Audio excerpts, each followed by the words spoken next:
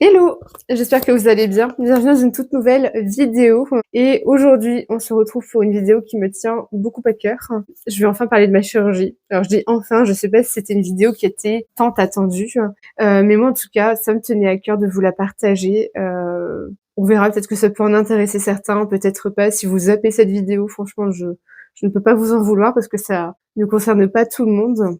C'est très spécifique comme sujet, mais vu que je passe par là, en fait, je me suis dit que j'allais faire ce genre de vidéo parce que peut-être que j'aurais aimé, en fait, avoir un témoignage. Je vais vous partager des conseils, même si on est tous différents. On doit être à l'écoute de notre corps avant tout.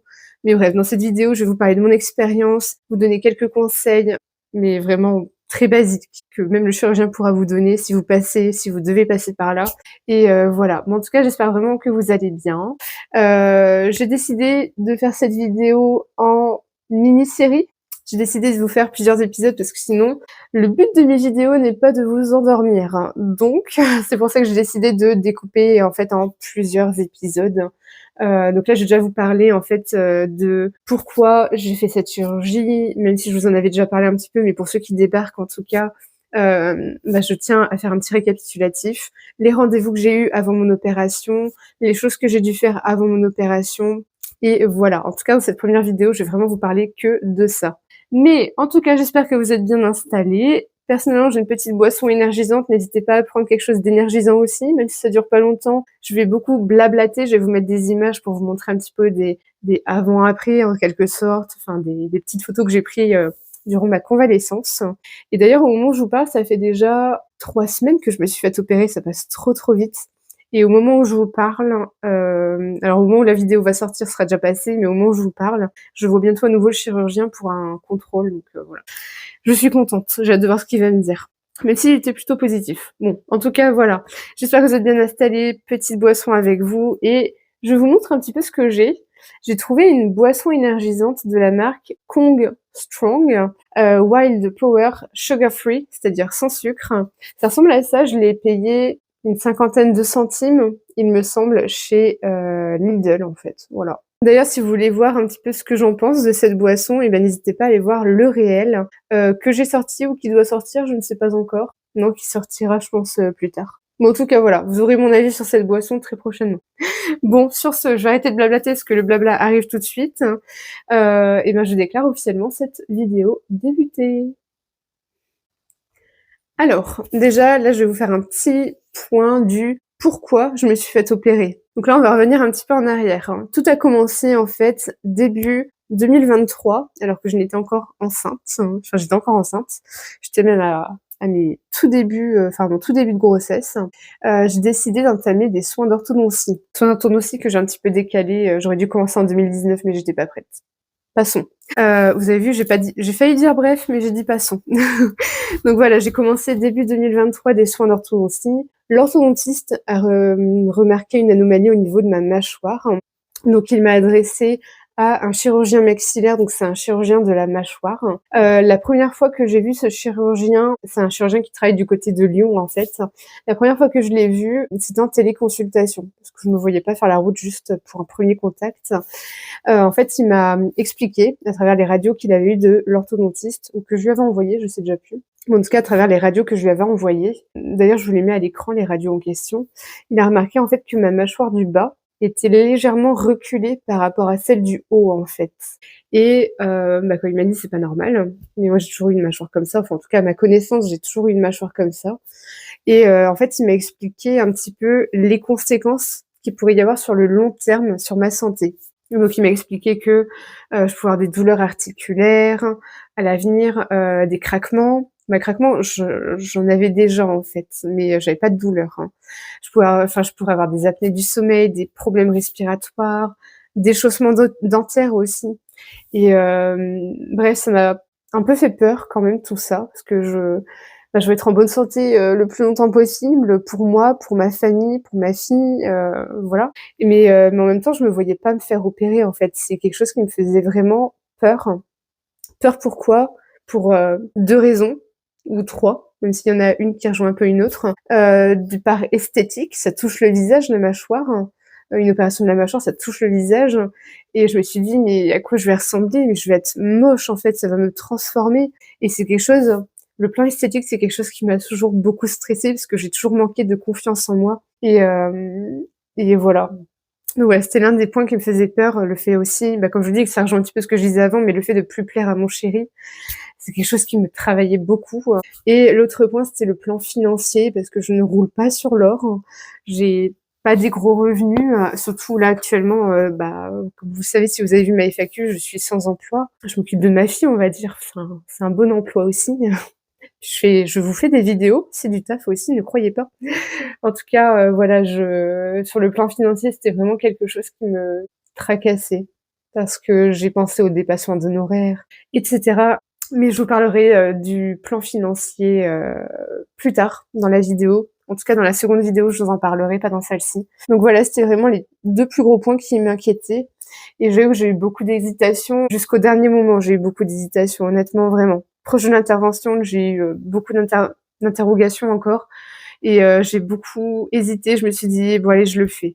Alors finalement, je le fais pas. J'hésite et heureusement, j'ai eu un super soutien. Enfin, que ce soit ma sœur ou mon conjoint, mais mon conjoint est plus présent avec moi, vu qu'on n'habite pas l'une à côté de l'autre avec ma sœur, mais mon conjoint m'a beaucoup soutenue. Il m'a toujours dit que je lui plairais toujours quoi qu'il arrive, qu'il serait toujours là pour moi et je dois dire qu'il m'a beaucoup aidée, comme il l'a dit sur le plan je lui ai parlé de mes peurs, de mes doutes et comme il m'a dit: «L'argent, c'est de l'argent, on a des économies, c'est aussi pour, piocher dedans dans ces moments-là».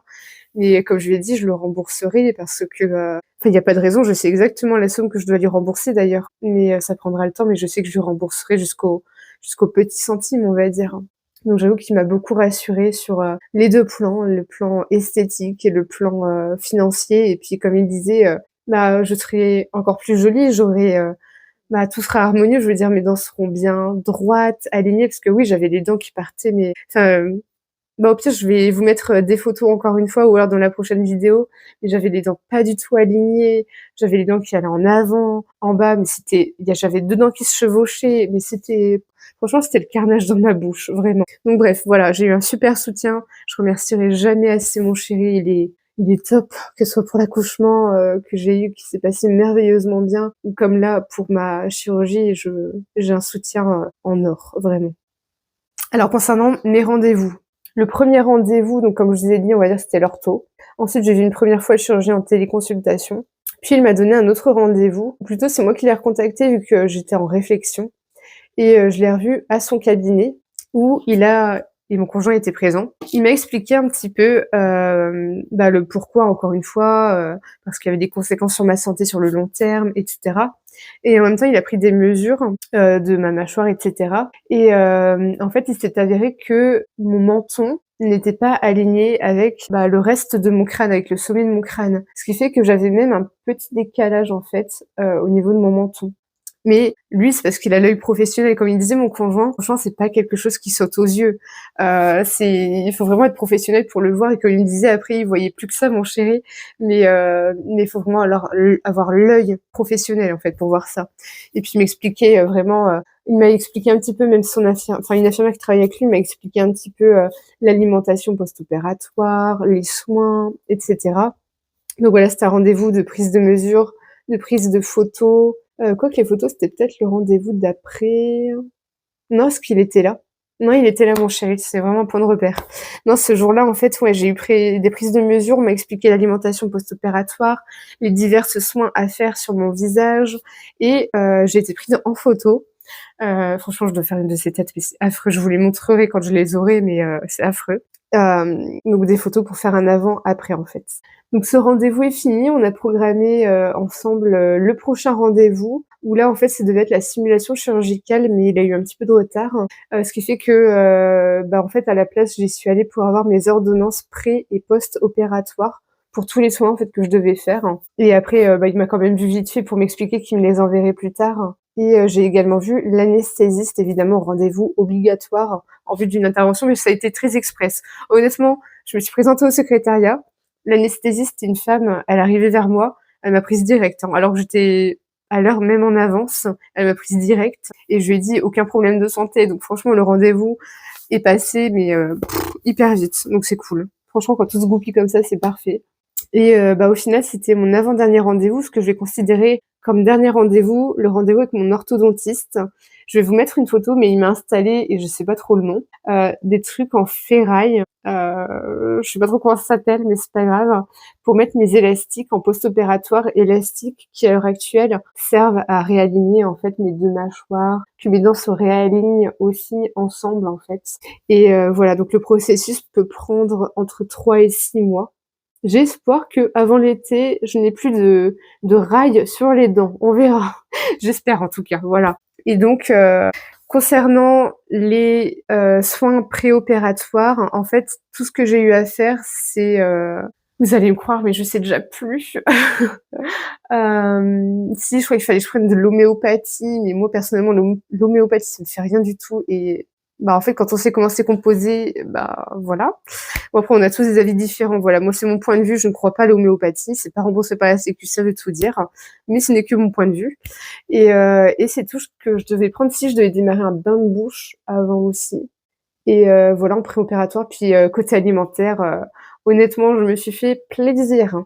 La veille de l'opération, j'ai mangé un gros hamburger et ça m'a fait beaucoup de bien parce que je savais que après, je ne pourrais pas manger ce que je veux, donc j'en ai bien profité.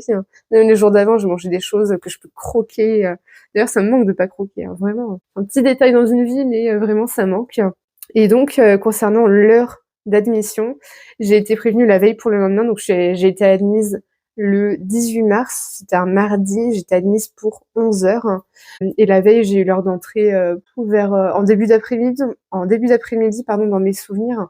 Donc c'est cool. J'avais trop espoir d'être convoquée en fin de matinée parce que je pensais déjà au revoir avec ma fille. Je sais que j'allais passer une nuit à l'hôpital. Et honnêtement, ça m'a... Petite pause. Dès que je parle de ma fille, ça me monte.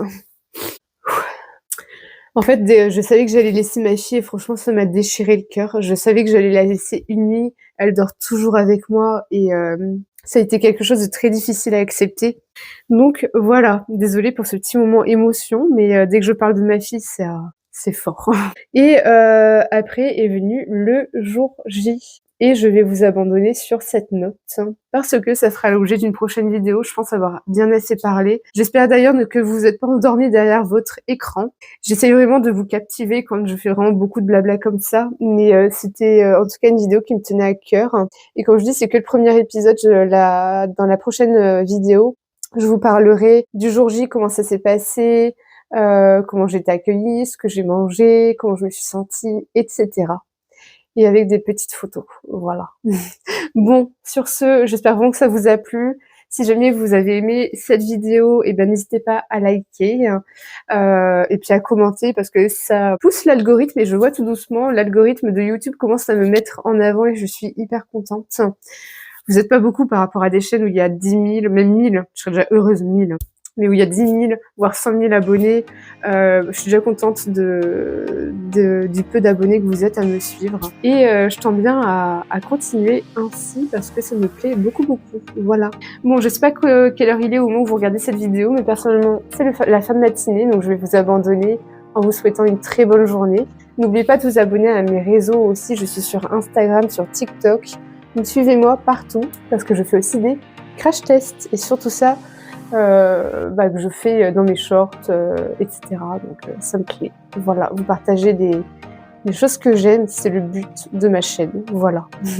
Allez, sur ce, bonne journée ou bonne soirée, je ne sais pas, au moment où vous regardez cette vidéo. Et puis je vous dis à très vite dans une prochaine vidéo. Bye bye.